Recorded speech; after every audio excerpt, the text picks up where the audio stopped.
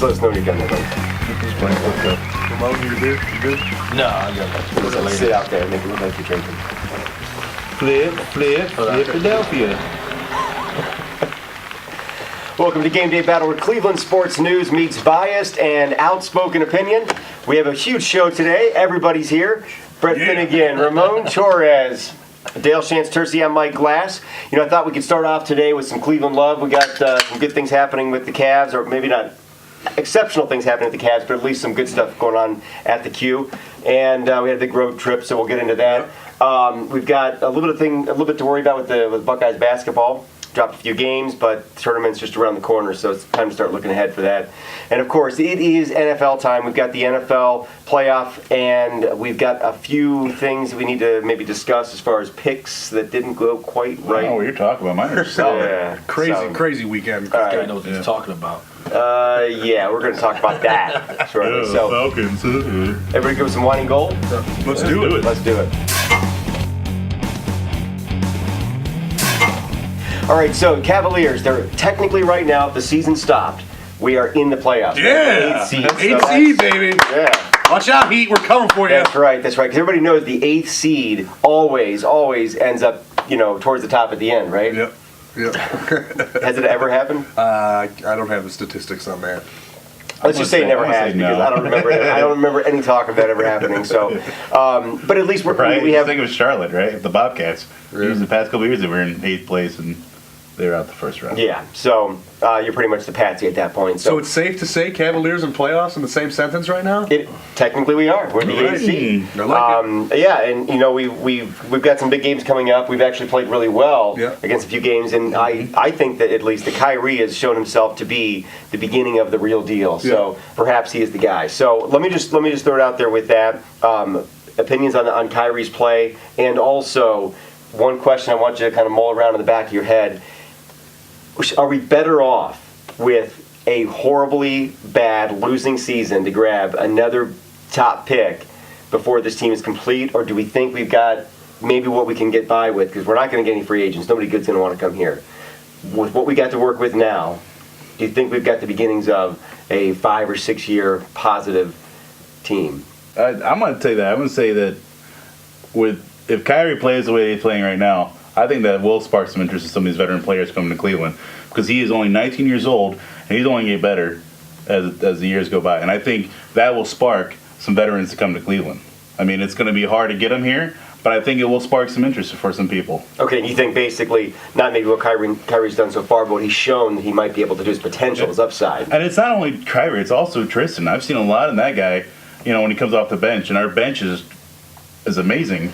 I think Tristan and the future of Tristan and Kyrie together, I think that'll also spark some veterans to come here. And I like what you said right too, Brett, is about our bench being key. A lot of our victories came from massive bench points when our bench showed up and was able to give our starters a solid break, but yet also produce. Mm-hmm. And Kyrie Irving, he looks good out there in some aspects, but he's a little rusty in some other areas too. So it's early in the season, his first year in the NBA. Can't expect him to come out and just be Chris Paul off the rip. But just overall as a team, I like how we look. We wrapped up that 7-game road trip, 3-4. We beat some teams, Minnesota, with Kevin Love and some of the weapons that they have.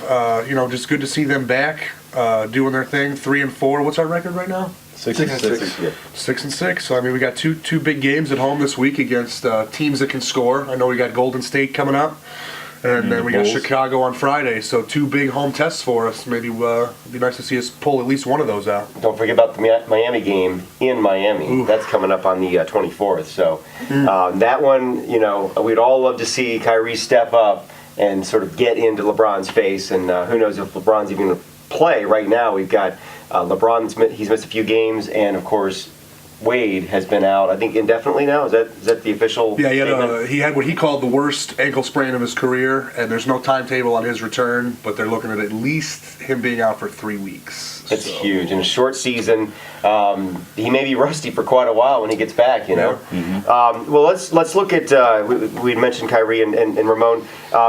Kyrie and Tristan together, both, they've got pro stats. Overall, are you you happy with what you're seeing with this progress so far? You'd like to see a little more?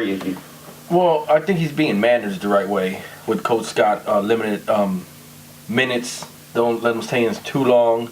Switching him out with Ramon Sessions, as well as Tristan Thompson as well. Just coming in when we need him to come in and not leaving him there for too long. Working these guys out. Like you said, it is a short season. You got to remember, these guys are straight out of college. They're not used to playing this much ball. Yeah, very young. Back-to-back games, on the road.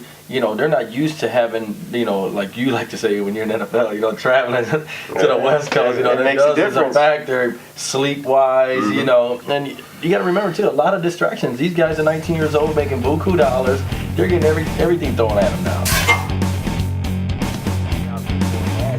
Well, and everybody avoided the question completely, but Ramon, you touched on it a little bit. But would it be better maybe for us? I'm not saying tell the guys to quit on the team and purposely lose, but from a fan perspective, would you rather see them kind of tanking at this point, securing that the high draft pick and coming back next year with another high draft pick? No, I don't think so. I think they should win as much as they can, because it not only does it affect the team, but it also affects the city in the whole, in general, in the whole. So win if you can is what you're saying. Win if you can, because that brings fans out. You get to cheer them on. That brings revenue to the city to see a winning team. Well, from a building a team perspective, do you think we've got all the pieces? It's just a matter of them maturing. No, not at all. We're still gonna need that true center.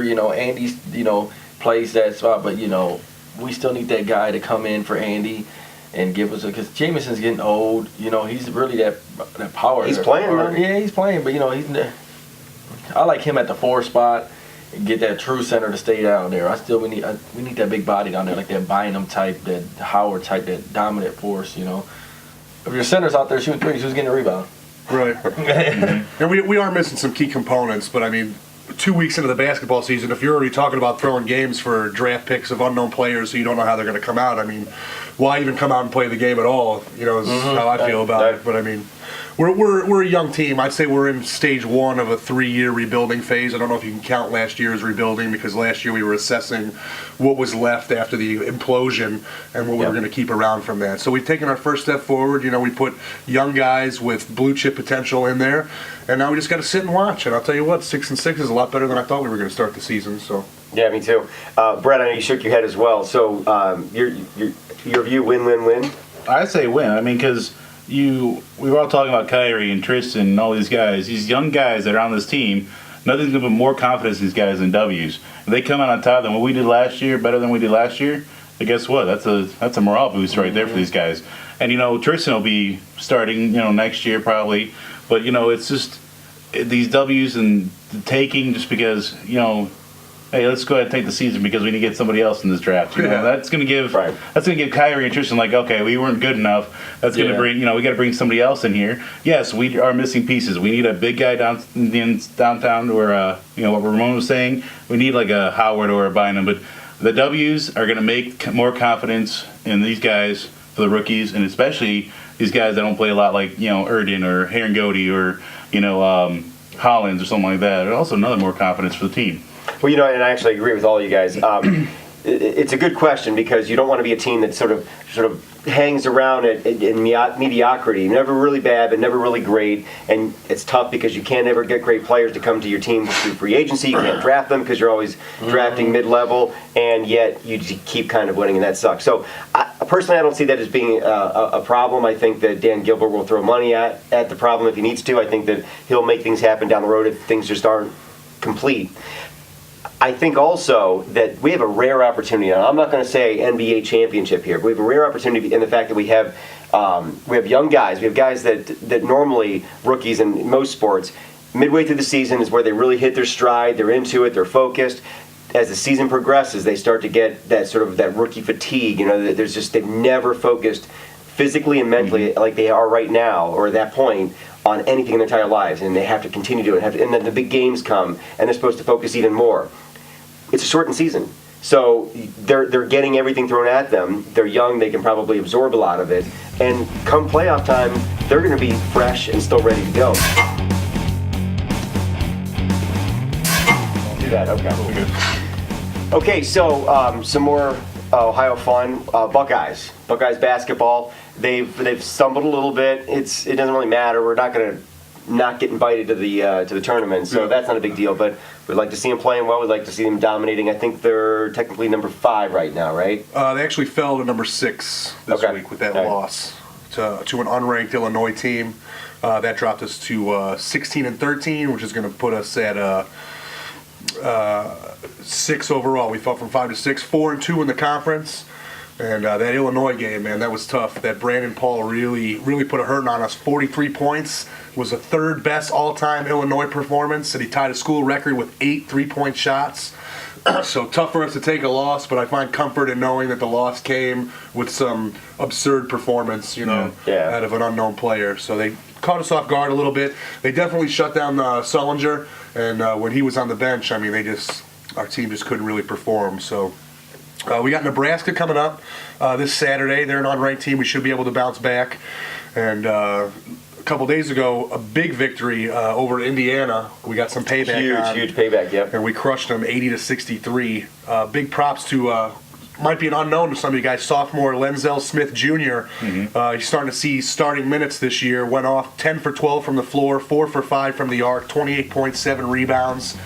Definitely a good game from a name you might not recognize. Big help from him. Yeah. He had a great shot too, coming off that arc too. It was a nice flow. It was pretty good, pretty fun to watch.